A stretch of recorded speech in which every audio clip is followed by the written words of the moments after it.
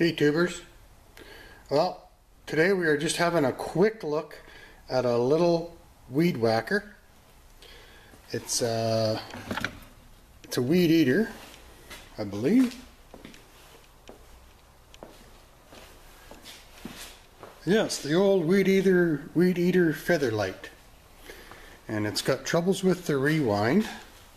I have just taken the rewind, pardon me, off of here and pulled it out and cleaned it. Where is it? I'm not used to my new camera. So that's nice and clean now. I'm going to do a quick clean of the interior. This is an older one. It has the built-in rewind, not the rewind that just unscrews from the back of the machine.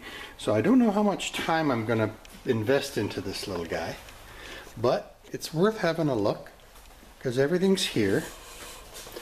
There is one little broken piece on the carburetor. I'm sorry, on the air cleaner, which goes on top of the carburetor, right there. But there's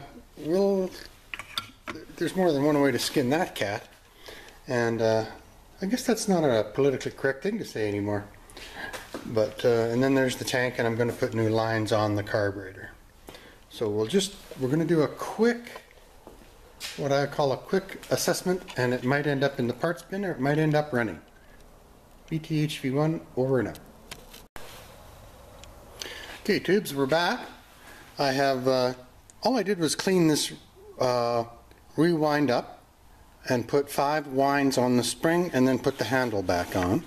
You can wind the spring up by putting the rope through that little notch right there, and then putting 5 winds on the rope, and then re-threading it through the hole there, and then putting the handle back on. And it seems to work okay. I don't want to pull on it too much because there's nothing to keep it from flipping out and going spring. So that part of it is okay for now because we're not sure if it's going to survive a carburetor clean. Here's the little carburetor. Actually, you can hear that. I probably squirted the lens with gas. Sorry, moved too fast. And I'm now going to just do a quick little service on this carburetor. And I'm going to replace the lines. As you can see, this is the main fuel line. It doesn't look, actually it's fairly pliable. It looks awful, but it's fairly pliable. So until I have some success with this carburetor, all I'm going to do is replace the primer line. I want to hold it in front of the screen instead of in front of the lens. So I'm going to just do a quick clean on this carburetor and put a new primer line on, and we'll come back. I have to concentrate more on my camera work. A cameraman I am not. Hey tubes, we're back. So we've got the rewind fixed, which was the original cause of our problems. Well, we had 2 or 3. Now I'm going to set the tank and the seal for the crankcase on here. Oops, I'm so sorry. Gosh. Like that. That goes on there like that, with the seal right there. And then the carburetor will go on last with a new primer line. I'm going to use the old gas line until I know this machine actually runs. So there, right there. Gosh, I have to slow down. There we go. Right there, that brownish one is the gas line. It's actually brown, but it's still fairly pliable. So that's what's happening. I'm just putting it back together the same way I took it apart.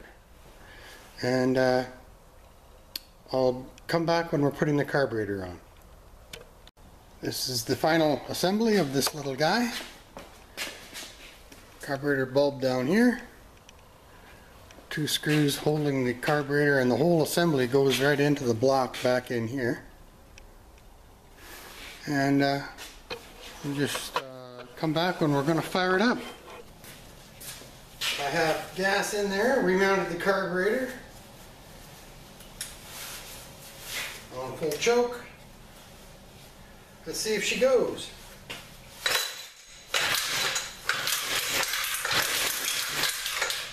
Sounds like something's happening.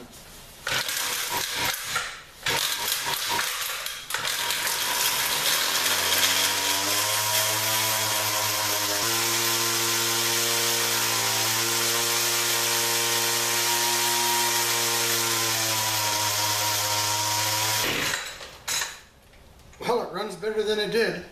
Doesn't seem to be, no matter what I do, I can't seem to get that initial hesitation to go away. But it's going to become my backup weed whacker anyway.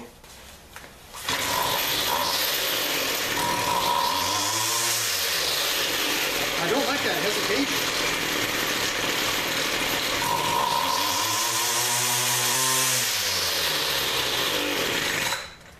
Well, that's it, considering I don't have a carburetor kit. Well, that was truly annoying, isn't it? Those things are so noisy. Okay, tubes, I think you saw in the earlier video there that I got this weed whacker running, but it just wouldn't accelerate properly. It was hesitating on the acceleration. So I went down to my local two-stroke shop and I bought a K20 watt rebuild kit for these little carburetors. So we'll just quickly put this in and give it a try.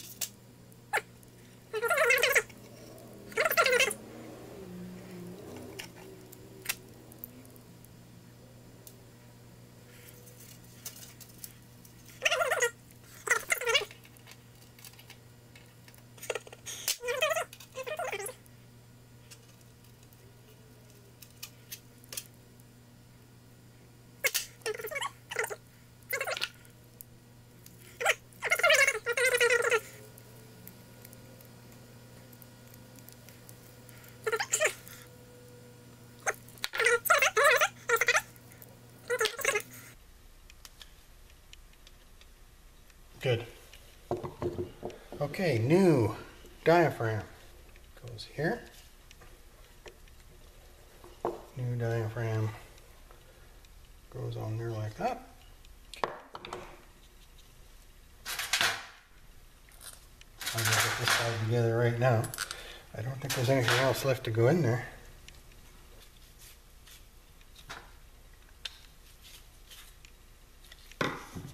Okay.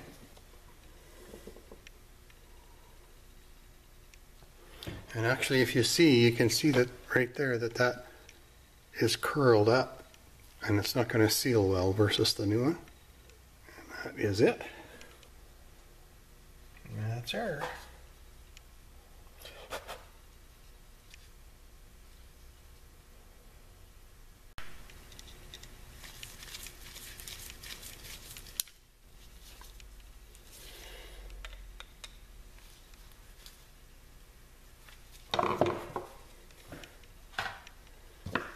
And something else I've learned is on the Allen key for these most of these machines, you can use a Torx 225.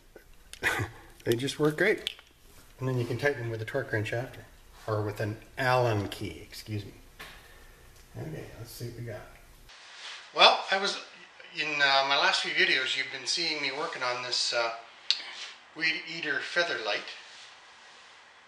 And I was having a hard time getting it to accelerate at an even rate. So what happened was I changed the diaphragm in the carburetor, which you saw, and that still made no difference at all. So what I noticed was this was the end. Okay, the end on this weed eater, which is a very similar one but a slightly bigger motor, was on this one. So I put the smaller end on this weed whacker and the larger, heavier end on this weed whacker. So now what we have is a much smoother running weed whacker. It doesn't have to use that, doesn't have to speed that big heavy end up, and it runs a little crisper.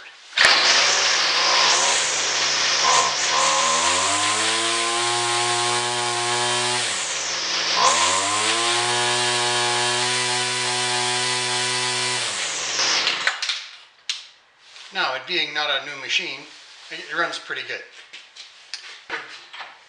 It's a 200, the XT200, whatever that means. And it actually can handle the heavier weighted end.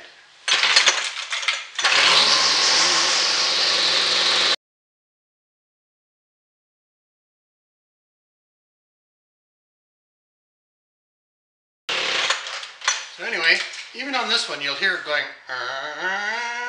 but it's a lot better than the smaller engine on that other machine. So I'm going to keep this one because it has a dual output lead, or single input string. So we'll put the single input string on the smaller engine and the double input string on the bigger engine. And now I've got two weed whackers. I have a backup, and because you know you have to have a backup when you're talking weed whackers. Anyway, BTHV1 over and out.